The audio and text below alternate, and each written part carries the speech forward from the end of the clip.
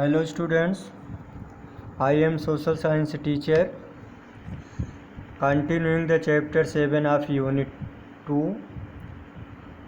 Name of the chapter is crafts and industries. Today I am going to explain its remaining topics. Let us start. The topic is the iron and steel industry.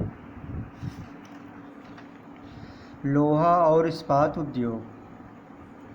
Iron production in pre British India. British पूर्व भारत में लोहे का उत्पादन. Iron ore being abundant in many parts of India. Iron working was widespread in India since ancient times. लौह अयस्क भारत के बहुत से भागों में प्रचुर मात्रा में पाए जाते हैं, इसलिए प्राचीन समय से ही भारत के विस्तृत क्षेत्र में लोहे के काम होते थे. Iron was extracted from its ore by smelting heating the ore until the metal melted. Iron को इसके अयस्क से निकाला जाता था बाय स्मेल्टिंग, पिघला करके. Heating the ore until the metal melted. Smelting means ore को तब तक गलाया जाता था जब तक कि वो उससे पिघल करके धातु बाहर नहीं आ जाती थी. Remains of furnaces used for this purpose can still be seen in some parts of India. इस उद्देश्य के लिए जो भट्ठियाँ प्रयोग में लाई जाती थीं, उनके अवशेष भारत के कुछ भागों में हम अब भी देख सकते हैं. ओके. उड्ज स्टील. उड्ज स्टील क्या होता है? Many medieval Arab and European travellers wrote about A high quality steel produced by smelters all over south India. बहुत से मध्यकालीन अरब और यूरोपीय यात्री हाई क्वालिटी स्टील के विषय में लिखे हैं, जो कि दक्षिण भारत के स्मेल्टर्स द्वारा, लोहे के पिघलाने वालों द्वारा उत्पादित किया जाता था. The Europeans called it wootz steel. यूरोपीय लोग इसे उड्ज स्टील कहते थे. The name wootz possibly came from ukku, the word for steel in the Telugu and Kannada languages. ये जो उड्ज नाम इसका पड़ा है इस तरह के स्टील का, वो शायद तेलुगु और कन्नड़ भाषाओं के उकू शब्द से लिया गया है, जिसका मतलब स्टील होता है तेलुगु और कन्नड़ में. एंड उज the Gujarati word for steel.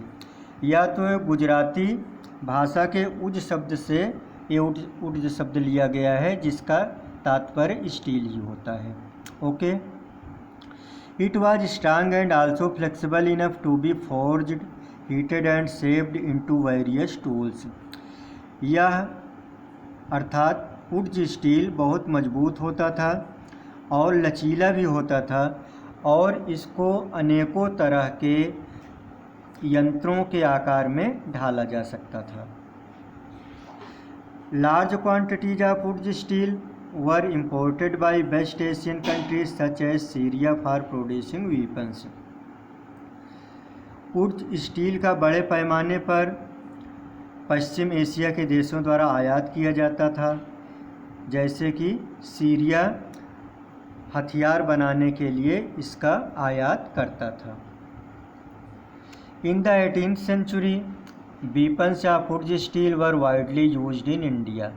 18वीं शताब्दी में उड से बने हथियारों का भारत में व्यापक पैमाने पर प्रयोग किया जाता था.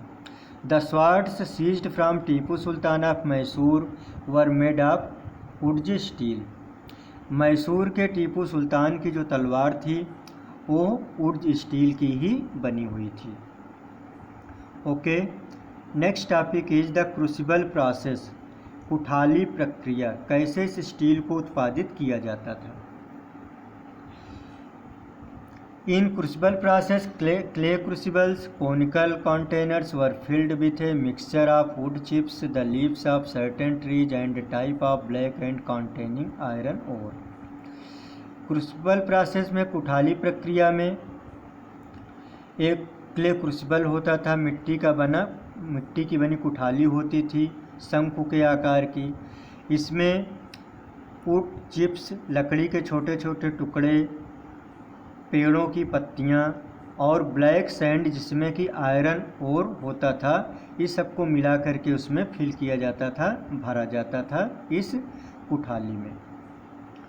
A charcoal fire was lit in the pit to heat the furnace to temperature high enough to melt the iron।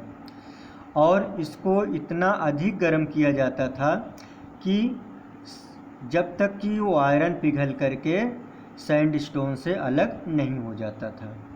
The high carbon steel दस प्रोड्यूस्ड वाज वुड्स स्टील। और इस तरह से हाई कार्बन वाला जो स्टील उत्पादित होता था उसे ही वुड्स स्टील कहा जाता था। Okay, next topic is iron smelting in tribal areas. जनजातीय क्षेत्रों में लोहे को पिघलाना। The tribal people of the forested regions located near iron ore deposit developed various techniques of smelting iron. जो जंगली क्षेत्रों के आसपास में जो जनजातीय लोग रहते थे और उनके आसपास में बहुत से लौह अयस्क के खदान होते थे, तो उसको पिघलाने के लिए वे लोग विभिन्न तकनीकों का प्रयोग करते थे। They made charcoal for their furnace out of bamboo and bushy trees.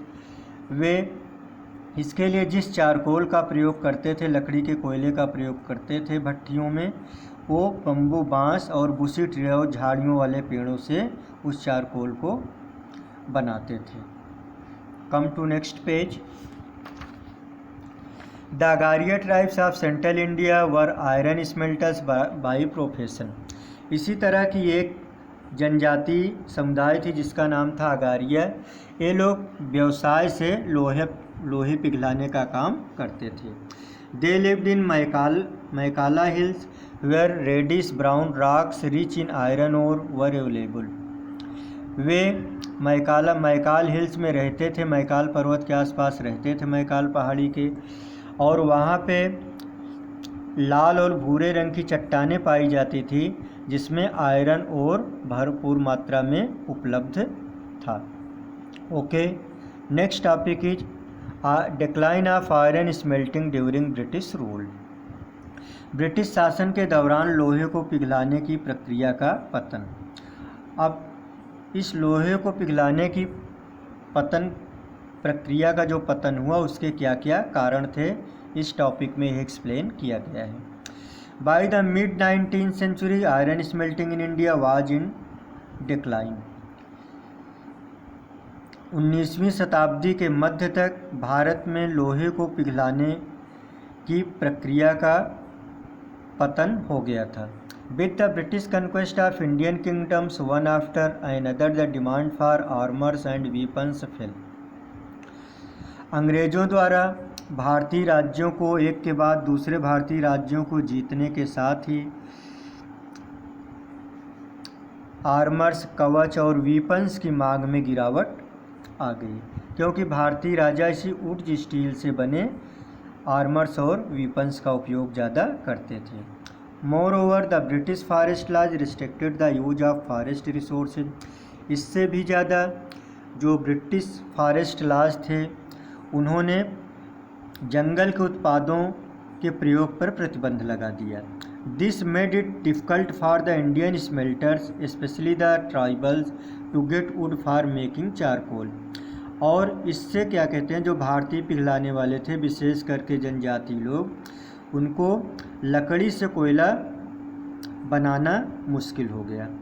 The British also imposed high taxes on the use of furnaces. और अंग्रेज़ों ने भट्टियों के प्रयोग पर बहुत ज़्यादा टैक्स लगा दिया। This made Indian steel more expensive than the cheap steel imported from England. इससे क्या हुआ कि इंग्लैंड से जो सस्ता स्टील आता था उसकी अपेक्षा भारतीय स्टील, वुड स्टील बहुत महंगा हो गया। All this caused many Indian iron smelters to abandon their furnaces and look for other means of livelihood। इन सब के कारण इसका पतन हुआ और बहुत सारे जो भारतीय लोहे के पिघलाने का काम करते थे वे अपनी भट्टियों को बंद करके जीविका के दूसरे साधनों को तलाशना शुरू कर दिए।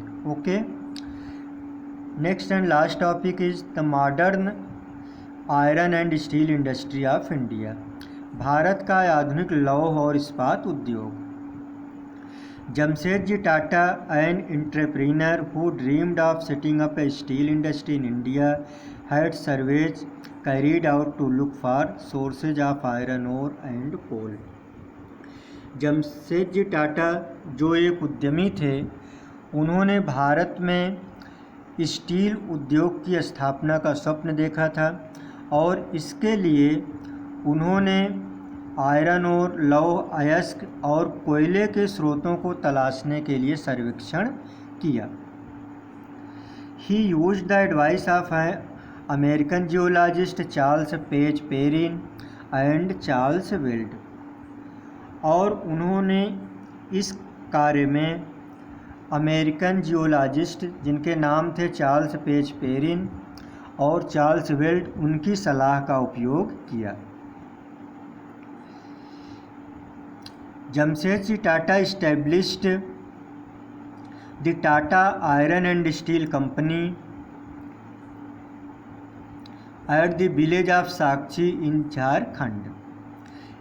इस सर्वेक्षण के बाद में जमशेदजी टाटा ने झारखंड के साक्षी नामक गांव में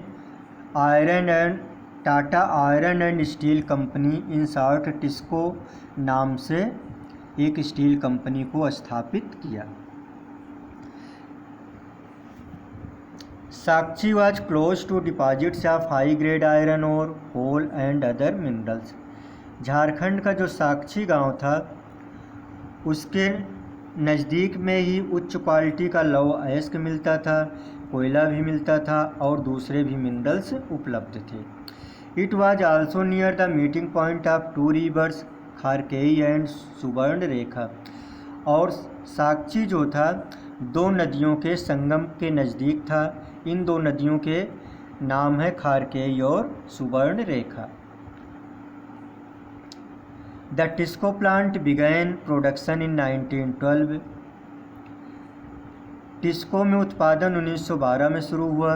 the township that developed around it was named Jamshedpur in honour of Jamshedji Tata, और इस स्थान के आसपास मतलब साक्षी के आसपास, साक्षी गांव के आसपास जिस नगर का विकास हुआ उसका नाम जमशेदजी के नाम पर जमशेदपुर रखा गया। Okay students, that's all end of the chapter. Thank you so much.